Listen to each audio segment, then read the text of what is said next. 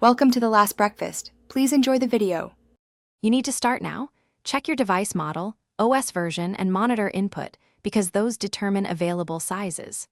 Once done, note the current resolution and scale so you can revert if needed. Open Display Settings or your graphics control panel, find Scale and Resolution. Change resolution to a smaller preset or reduce scale from 100% to 90% in steps. Make one change at a time, then apply so you can judge legibility versus screen real estate. Now dig into the middle steps. Open your GPU control panel to create a custom resolution or adjust timing if presets are too large. You can use custom scaling, try 0, 9 or 0, 85 or fractional scales to reach the precise small display you want. Make sure to change DPI or font size separately because some apps ignore system scale. Test with a browser, document editor, and terminal to ensure UI elements remain usable.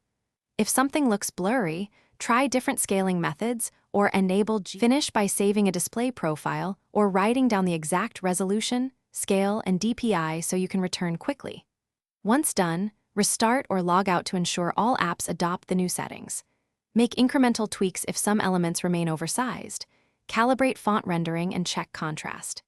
If the screen goes blank or UI is unusable, revert to your saved settings, update or roll back GPU drivers, or boot safe mode to restore defaults. This single troubleshooting tip prevents permanent headaches.